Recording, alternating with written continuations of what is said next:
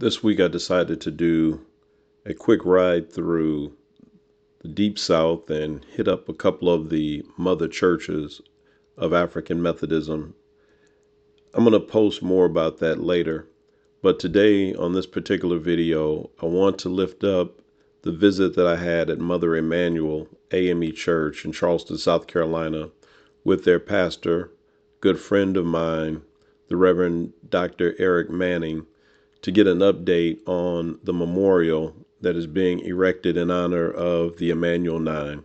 And let's never forget their names: Reverend Sharonda Coleman Singleton, Mrs. Cynthia Graham Hurd, Mrs. Susie J. Jackson, Mrs. Ethel Lee Lance, Reverend DePayne Middleton Doctor, Tywanza Sanders, Mrs. Myra Singleton Quarles Thompson, and of course, Reverend Dan Lee Super Simmons Sr., and the pastor, Reverend Clementa Pinckney, who on June 17th, 2015, opened the doors of their Bible study and their prayer meeting to a stranger who turned in the most cowardly act of betrayal and took their lives.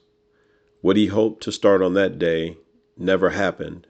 Instead, it unleashed a great well of outpouring of support and love for the families of those who were left behind, and it had the opposite effect. Instead of pulling people away, it pulled people together. Now, almost 10 years later, the congregation is set to reveal a powerful memorial, and I had the opportunity to walk through it with the current pastor. And so that's what you're going to see today. So let's toss it over to Pastor Manning, who's going to tell us about the memorial itself, and more importantly, ways in which you and I can help support it to get it over the hump.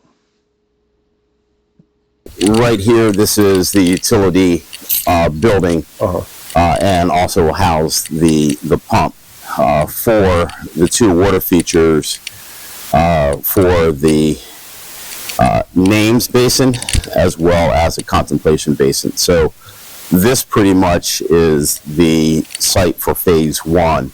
On both sides you can see that we're getting ready to receive the stone, which you'll have two large, massive fellowship benches, and we have the preview of that up front, so we can show you that here momentarily.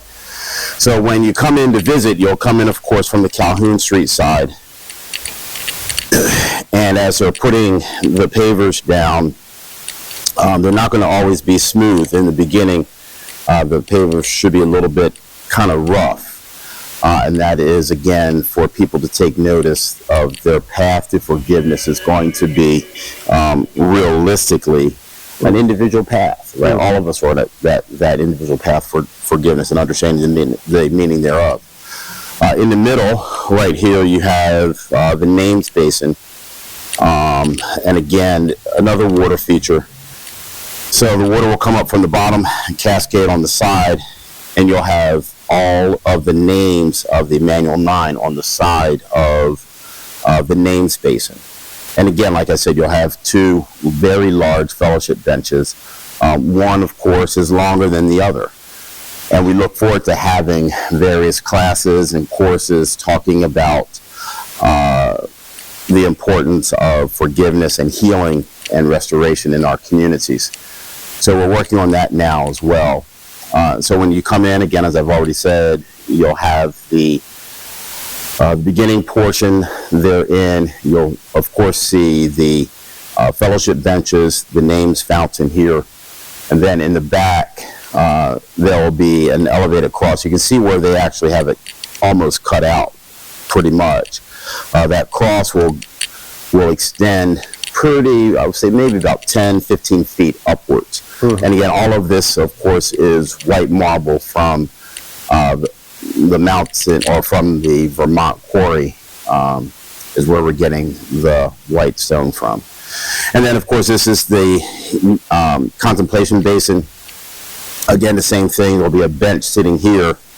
And this is just a place where people can sit and realistically just contemplate. Pray at the foot of the cross, understanding the meaning of forgiveness, the ultimate, of course, forgiveness therein in Christ on the cross. But it'll give people an opportunity to just reflect upon what they just experienced, because we are believing that this is going to be a life-changing monument. So do you, I mean, I guess I'm just thinking, like, it has to be surreal, like being the pastor here, and then even working on this monument. You were in South Carolina as a pastor when this happened, right? Not in this conference, but you were.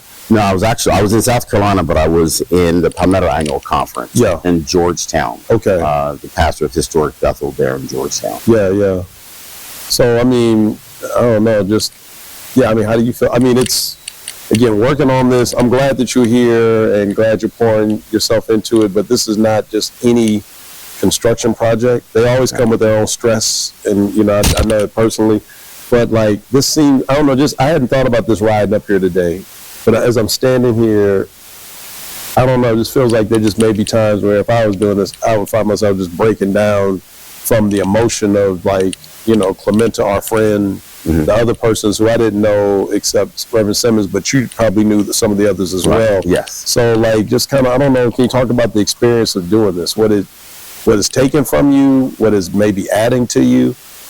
The congregation? I think realistically, if we start from the opportunity, right? Because a lot of times when I first came to serve Mother Emanuel, I heard several people say that you are the person for this season.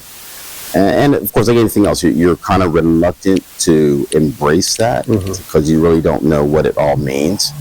Having to go through the trials, having to go through the second, third, fourth, all the way up to the ninth commemoration, you understand the magnitude, and you just do not want to make a mistake. And realistically, I pray that at the end of this, no mistakes would have been made. No one would feel like they were left out, that everyone would feel as if they had a voice. And realistically, as I share with others, while we have 9 individual families, the commonality is that they were all members of Mother Emanuel, right? And so we have 9 members. And of course, including Reverend Pinckney. So you have that connection. So you do not want to make a mistake, and you want to make sure that first and foremost that people remember, because as time goes on, we have a tendency to forget. So my task is to remind people. This isn't just, a memorial, but it should hopefully begin to change people's lives. That's a tall order. And we are doing our very best to ensure that with our programming, with our outreach, that we are doing just that. Because we do not want their legacy to ever be forgotten. The words of Nadine Clausen for the first time during the bond hearing was, "I forgive you." I mean, so you carry all of that. And again, you just want to make sure that you're doing your very best. There are days when it's challenging, but then again, as I shared with the congregation on Sunday, our strength comes from the Lord, right? And that's who I have been leaning on and trying to make sure that everything is done properly with the honor and with the respect and with the memory of their legacies. And we focused on, for the past nine years, coming up on 10 now, how they, of course, died. And one of the family members, Rose Simmons, shared with me, she said, Pastor, I think it's time for us to focus on how they lived as well.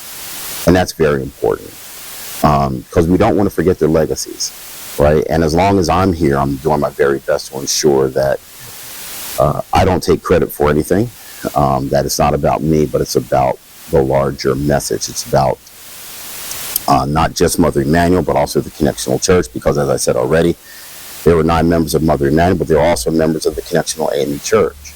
So this isn't just something for the local church. This isn't something just for the Central District. I hope and pray that it is something that all the members of the Connection AME Church will embrace and will understand the importance of remembering their names, remembering what we lost, but then also prayerfully a catalyst on doing things better, right? Really understanding that it's not about our individuality, but it's about the kingdom of God and what we are called to do. And forgiveness, of course, is right there on the cornerstone. So we need to make sure that we do our very best to embrace that. So to answer your first question, Dr. Tyler, I do my very best not to think about how of a large of a project and the impact they're in. I just go from day to day. And stresses are real. We were trying to raise the money to finish phase one. How much is phase one totally? 21 million. 21 million for what we're looking at here. What we're looking at here, and that is, of course, we started the fundraising. Then COVID hit, and when COVID hit, prices went up and everything else. Sure, so you had all of that. Well. Yeah. And I never knew that getting stone out of a mountain could cause problems. I've learned that as well. So we had those opportunities. So how much do you already have committed? We have 17 million. Okay. And so we're still trying to raise. We're doing well. Still trying to raise about 4 to 5 million to finish phase one, to set up the endowment, because that's also important as well, so that this does not become a burden. I don't use the term burden, but I'll use the term burden for the local congregation.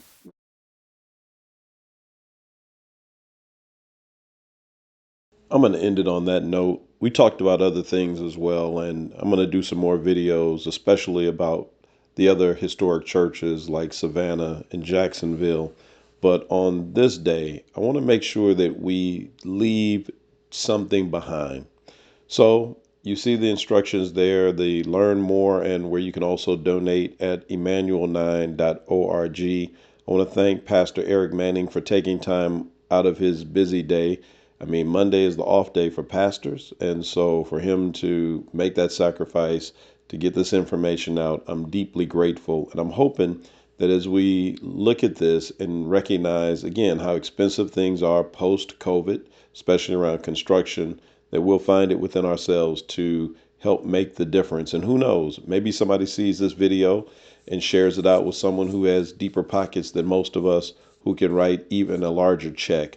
$4 million is not insurmountable, but the key is to make sure that this monument is fully endowed so that in generations to come, that's what he meant by a burden.